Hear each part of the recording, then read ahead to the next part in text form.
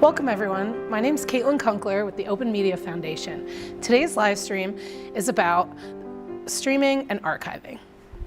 Open Media is a nonprofit serving government agencies and other nonprofits around the country with services, education, and tools.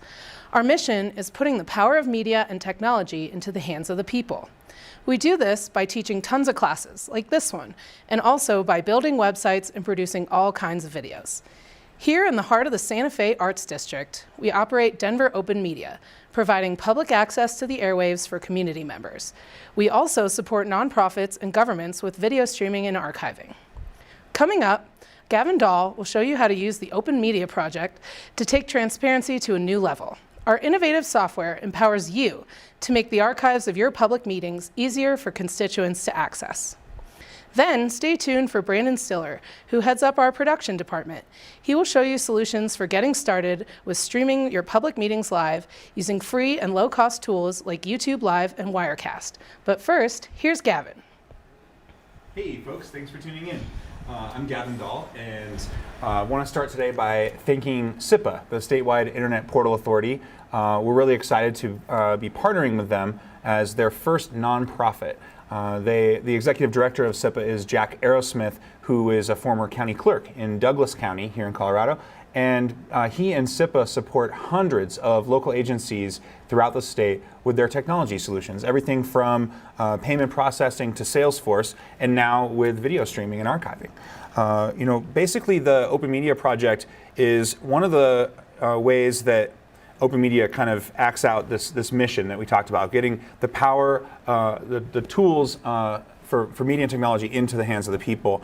And really this project goes back even further than the timeline I have for you. But in 2008, we won a major grant from the Night News Challenge. And that really sparked a lot of the web development that was the foundation of this software.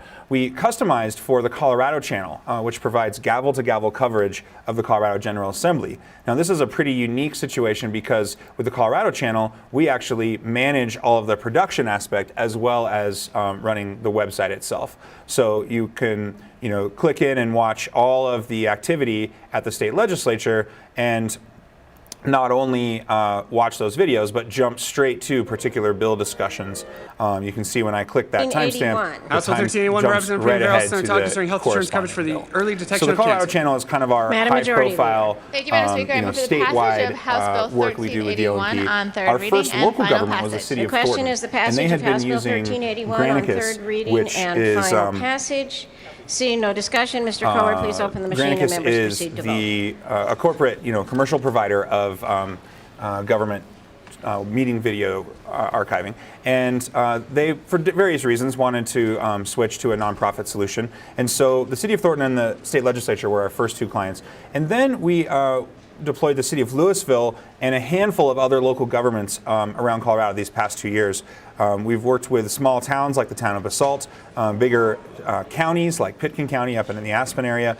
And we're really proud to have launched the State Supreme Court and Court of Appeals for the first time in the history of the state of Colorado. You can tune in live when there are meetings in the State Supreme Court. Close the machine. With 38 ayes, 27 noes, and 0 excused, House Bill 1381 is passed. Meetings are not only available live, but you can pull up all the archives. So you can simply go to the State Supreme Court archive and jump to a particular case number. And then this year, we became SIPA's first nonprofit partner. We've now launched full mobile compatibility for all of our clients. And House Bill 1387, Representative Rivera Senator Woods concerning health insurance coverage for severe protein allergic conditions. Madam Majority. And then next up, we're going to be launching with Arapahoe County and some new national clients. We have our first client outside of Colorado, for example. So we'll talk more about that. But one of the things I'm going to do in a second is jump straight in and show you how to timestamp meetings. But first, I just want to give you a sense of what it was like when the state legislature switched from the commercial provider, Granicus, over to the OMP. Basically, we cut the costs in half, and the first year in full deployment saw more than a doubling of web traffic. Now, I like to caveat that that's a correlation, not causation, because 2013 was quite a contentious year at the Ledge, and there were a lot of people tuning in. But we've really been able to maintain that traffic over the years since we launched. So what is the point here? What are we talking about with live streaming and timestamping agendas? Basically, our tools will integrate with whatever live streaming provider you choose. So if you want to go out and pay big bucks for a cloud-based service on a private server, you can do that. But what all of our clients right now are doing is just simply using YouTube. And in the second half of this webinar, Brandon, my coworker here, will show you how simple it is to get started with live streaming. So assuming you pick YouTube, you basically plug in a URL. If you're doing it live, you would use the URL for the live stream. In this case, I'm going to show you how to timestamp a meeting after the fact and archive. The workflow is basically the same. It's flexible so that you can index your agenda items during your meeting, which a lot of our clerks do, or you can just quickly go back and do it the next day. Technically, that would save you some time. Just depends if, in your particular case, if you're in the meetings live during them or just following up after the fact. All it takes is an agenda, either like a PDF or a Google Doc. You add that in and you're ready to rock. So I'm going to show you how this works. We'll talk about live stream integration. That's pretty straightforward. You plug the live stream right in, time stamping agendas, and then making all this video on demand with indexed archives. Most people don't want to go back and sit through a 6-hour county commission meeting, but they do want to be able to jump straight to those discussions that most impact them, whether that's zoning or taxes or anything else. We do have a new option that I'm going to show you called Manage Captions, and this allows you to publish those timestamps right away as you do them, or to wait, come back the next day, check all them for accuracy, and then publish. Really depends on the workflow that you choose. And then we'll get into a few more of these other features here shortly. So what I'm going to do is I'm going to jump into the town of Basalt, which is a small town up in the Roaring Fork Valley in Colorado. Town of Basalt has an OMP that is public facing. This is a test version of the site. So we're not going to go and tinker with the real Basalt website. But all I'm going to do is I'm going to come up here, I'm logged in, and I'm going to go add session. This is how easy it is to make your meetings much more searchable for your constituents. So this is an inside look at the OMP. You basically select the project. In this case, it's simply Basalt. And it's not a planning meeting. This is a town council meeting. And then we're going to call this one council meeting February 9, 2016. And then right here, I need to plug in a URL. So in this case, we're going to do a meeting that already happened. This is the February 9th meeting. I'm going to simply copy that little YouTube watch link, and then I paste that right in here. I'm going to set the date. Even though today is the 26th, I'm going to go ahead and make this the February 9th meeting. And then I'm going to just simply down here attach an agenda. So I'm going to choose a file, which would have been really smart for me to have ready. There it is. So I've got an agenda here. I attach that and I click upload. So now you'll see it shows that it's actually received that file, and that's the corresponding agenda to this meeting. I'm going to click save and I'm ready to rock. So now we've done everything we need to get rolling, and the next thing we need to do is go into Agenda Manager. So right now, this is what the public would see if they came to this site. They wouldn't see these edit tabs and everything, but they would see this video, they would see this on demand button, and then they would see the agenda down below. And the idea of the on demand button is that's there as a placeholder until we have cue points or timestamps in the spot where they will go.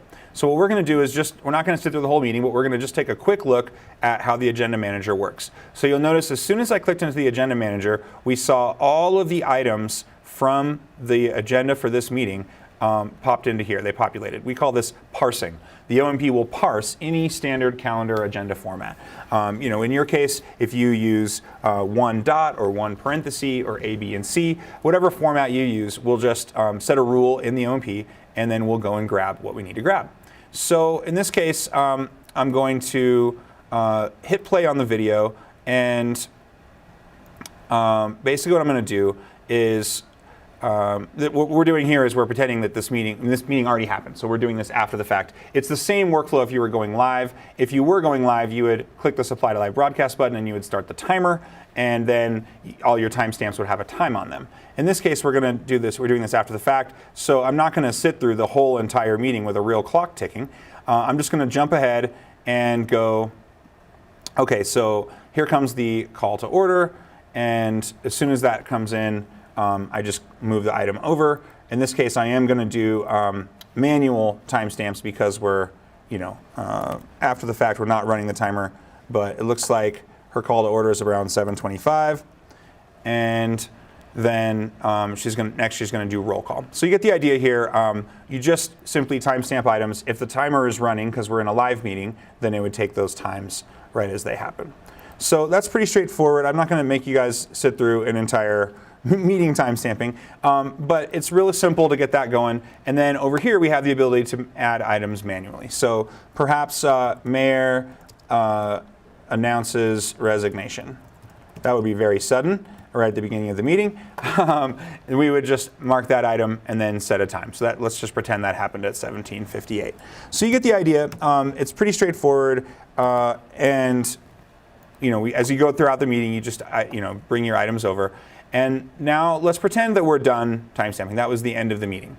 Well, now we need to go to Manage Captions. I mentioned this earlier. This is a really great feature that gives you the flexibility to publish your timestamps immediately or to hold off and come back the next day and do that. When you go into Caption Viewer, you see here Mayor announces resignation, roll call, and call to order, all the items that I just timestamped. And I can simply select them all and choose to publish them. And when I execute, it makes sure that I didn't do it by mistake. I click confirm, and we're ready to rock. So now, when I go out to the test Basalt site, I come down and I see the meeting here we did, February 9th, 2016. When I open it up, I've got my meeting video, I've got those timestamps we just did, and oh my gosh, the mayor announced resignation. I need to jump straight to that moment, and there we are at 7:58, right when she announced that resignation. Of course, just to be clear, the mayor of Basalt has not resigned. So using the OMP is really straightforward. You need a video link, you need an agenda, and then you either timestamp the meeting live or after the fact. It's pretty straightforward. Now, when we talked about features, one of the things you may notice here is embeddable pages or complete website. Now, the idea there is we can take the OMP and put it as an iframe embed right onto a website. So when the town of Basalt got started with us, previously they had hosted all of their meeting videos on the Grassroots Community Network. So we run Denver Open Media in Denver. Grassroots is kind of our ally up in the Aspen area. So because the constituents in Basalt were already used to going to Grassroots to find those videos, we just put this grassrootstv.org/townofbasalt URL together, and then the iframe lives here embedded right on their site. And you can just click down through any meeting and have all the corresponding agendas there.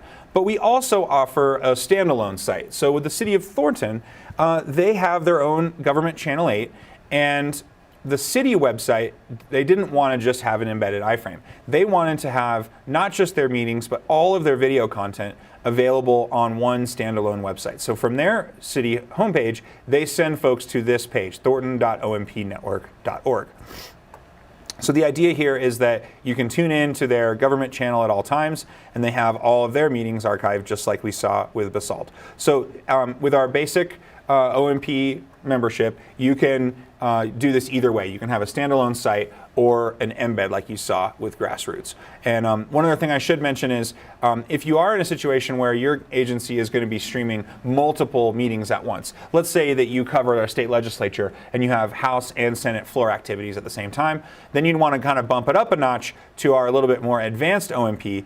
And the state judiciary that I mentioned earlier, the Supreme Court and Court of Appeals, is an example of a government that's doing that. So that the basic OMP will allow one stream at any time.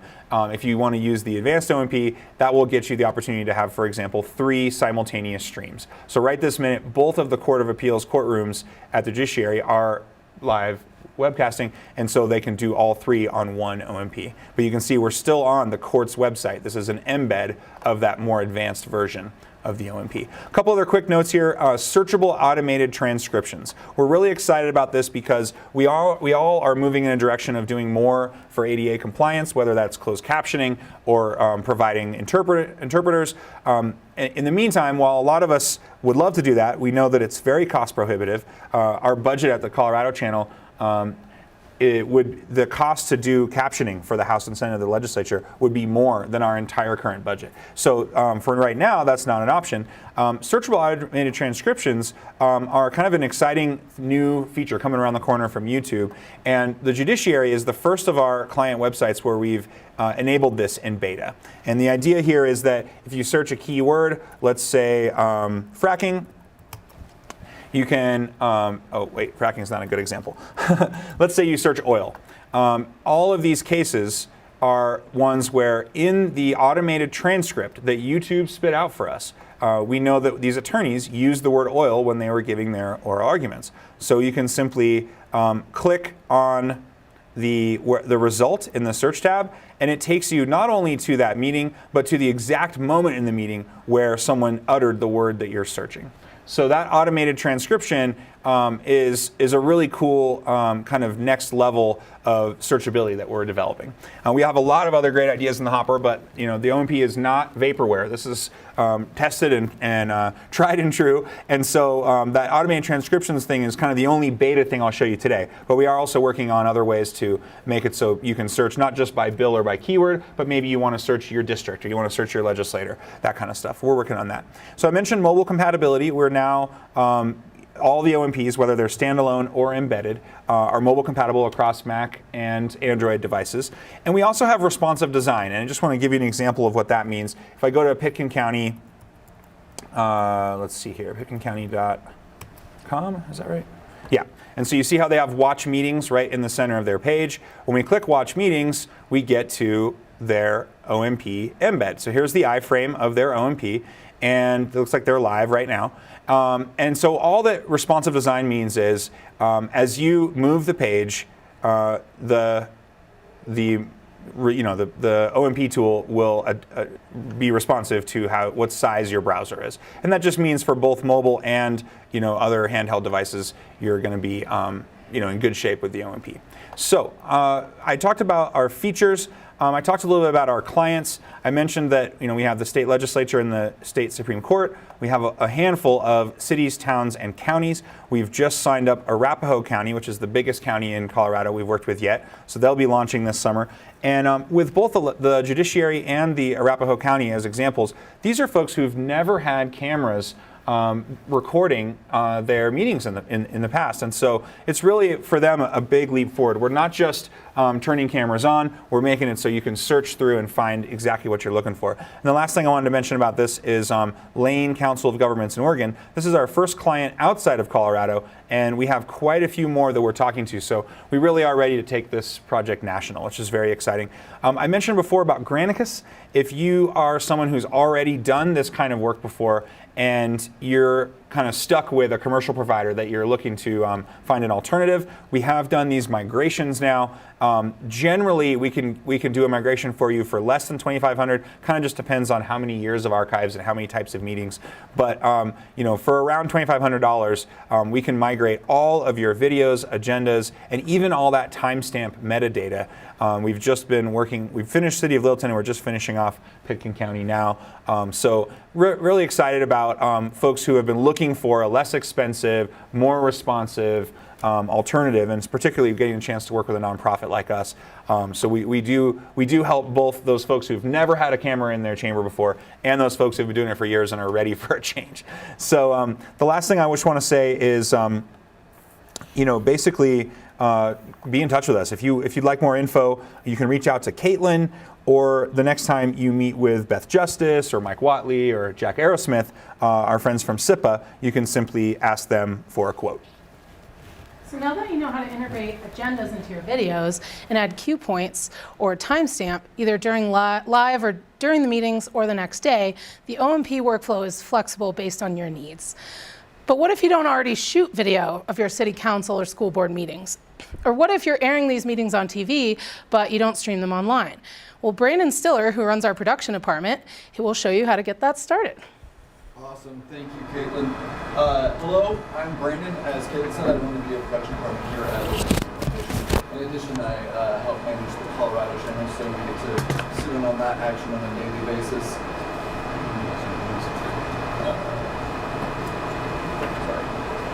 Sorry. Good. I think maybe now can we? Swapping mics. Mic swap. My apologies. All right, are we good? Excellent. So I'm Brandon. I run the video production department here at OMF and help manage the Colorado channel. And I'm going to kind of get in on sort of the quick and dirty, like Caitlin says. So it's possible that perhaps you are broadcasting, but you just want to start streaming. I'm going to show you guys the easiest, simplest, fastest way to do that. And it's totally, completely free. Again, as part of our mission, we just really want to work at putting the power of the media in the hands of the people. We believe firmly in government transparency and want you to know that we're a resource for any level of involvement that you guys want to explore. So right now I've just signed into a YouTube account, a basic YouTube account. Anyone is eligible, an individual or an organization. What I'm going to do is go to my Creator Studio here in YouTube. And I'm going to show you a couple different ways. The first way that I'm going to show you is by far the easiest, fastest, simplest, most quick and dirty method of live streaming. So I'm going to choose live streaming over here on the left. I'm going to go ahead and choose events. And what I'm going to do is I'm going to do a Google Hangouts on Air. So I'm going to choose new live event. I'm going to call this Hangout for Gov. Now you can do this with any computer, a Mac or a PC. The biggest thing that makes this the fastest and easiest method of live streaming right here, under type, I'm going to choose quick. And then I'm going to hit go live now. So I hit OK, and it pops up this dialog box. And now you're going to be able to see any second now my face. Now obviously this is a very basic method of live streaming. So you could have multiple people join in on this Hangout. You can share the link, you can embed the link, and it will archive it for you. It'll record it automatically. So again, once this progress bar starts, we would be able to just hit broadcast and you would be live streaming. The simplest, easiest method of live streaming. You could go start this in 10 minutes from now. You can also use external cameras, USB cameras with Google for Hangouts, so that's a positive thing as well.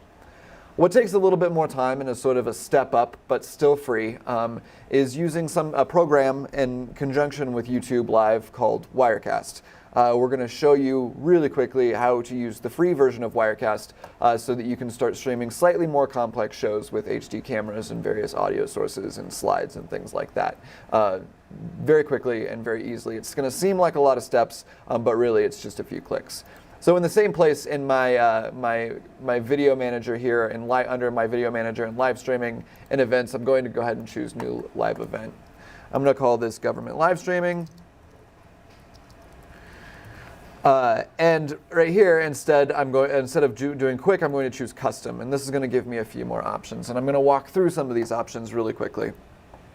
If I go to the advanced setting tabs, you can see you can enable live chat. This is going to put, if the viewer is watching it on a YouTube channel, it's going to allow the viewer to interact and so chat. We tend to disable this for the Colorado channel, for instance. We're a little bit there more to document than we are to curate conversation. So we tend to remove everything that is public facing. If you choose to promote it on your channel page, it's going to show it. It's going to show it right there on the top of your channel page, your YouTube channel. If you promote through featured content when the event is live on any of your content that you have on YouTube, you're going to get a little banner across the bottom that says, hey, check out our live stream, which can be great for driving additional traffic. You can make video statistics available to the viewer if you'd like to, or you can choose not to. Again, we choose not to allow comments or do anything that's sort of public facing. What we do leave, though, is the DVR setting. It means that basically you can jump back in the past for up to 4 hours after your live stream has started, which is great if you have constituents or people joining your meeting a little bit late. So now I'm going to go ahead right here and hit Create Event. After I've done that, I'm going to get, it takes me to this next page, this ingestion settings page, where you can choose your bitrate. Now, bitrate basically is determined by two things: the quality of your video and the speed of your internet, your upload speeds in particular. For most instances, you're able to stream at 720, which is HD. But if you have a very slow internet connection, maybe you're in a rural environment, you would want to probably look at streaming at a lower resolution. For this example, we're going to go ahead and choose 720. And what I'm going to go ahead and do is just land on my live control room, and I'll explain this here in just a second. I'm going to pop over into Wirecast. which is a free program that you can download. In fact, you can download it from your ingestion settings tab on YouTube. If you choose Wirecast for YouTube, it'll give you a download link right there. And that's really the easiest and best place to find it. As you're going through and creating your event, you can download this free program called Wirecast Play. So when I open Wirecast Play, you can see it's already added a camera. This window down here on the bottom, that's our shot list window. It's already added a camera, which is great. If I were to take the camera, you can see it already adds audio and everything. So it's already has one source in there. But say, for instance, we wanted an opening title slate. You may have noticed when Gavin was clicking through some of those videos, like Basalt has an opening slate, Pitkin has an opening slate, as does the Judiciary. And at the Colorado channel, we have several slates that are full page. So what I'm going to do is I'm going to click on this thing that looks like a piece of paper. I'm going to choose Add Picture Shot. And I'm just going to go ahead and browse to something that I know we have here on the desktop.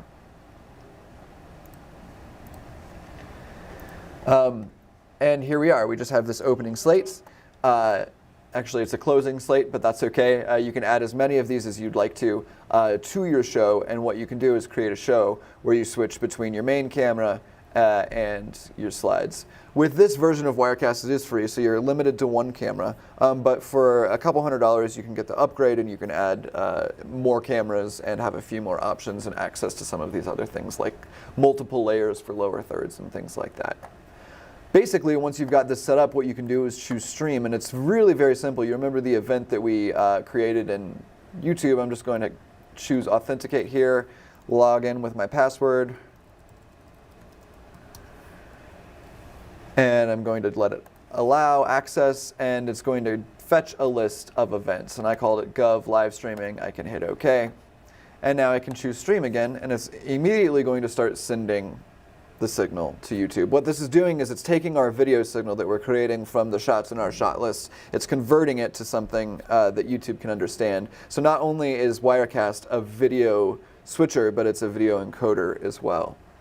There are hardware-based encoders and hardware-based switchers, but this software-based solution we've had quite a lot of luck with for a number of clients. So now back in our live control room, we're now able to preview our live stream, which will just take a few minutes. One thing while this is previewing before we're allowed to start streaming, I'd like to mention is the copyright problem. The downside of using YouTube Live is that you can't really put any copyrighted material in there. So music, film, things like that, you can't really run that through YouTube Live. However, the OMP integrates with YouTube Live as well as Ustream, Livestream, or any other CDN that you would like to use. However, having said that, YouTube Live is one of the most robust and obviously the cheapest at free that we've run across. So now I can go ahead and hit start streaming. In a few seconds here, it's going to start. We'll see a timer pop up, and I can go ahead and hit view on watch page. And in a few seconds, this live stream will start. You should note that there's about a 30 to 45 second delay from what we're sending going through YouTube and coming out to the viewer, which isn't too bad at all. So now there's the slate that we're streaming, and you can see it's exceptional quality. This is HD video, and again, that's dependent on your web speed, your upload speeds in particular. But it's a great quality product. It's totally free. It's incredibly accessible, and you could start streaming your meetings tomorrow if you really wanted to.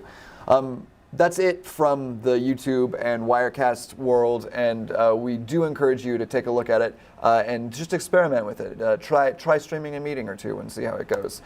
Thanks for listening to me. I'm going to toss it back over to Caitlin. All right, so now you've learned how to stream videos live with using YouTube for free, and we've showed you how to get connected with Wirecast and Google Hangouts, and we've also showed you how to load your agendas into the OMP and then timestamp your meetings, whether during the event or afterwards. So if you'd like more information on the Open Media Project and our partners at SIPA, please follow up with me. My email is kaitlin@openmediafoundation.org.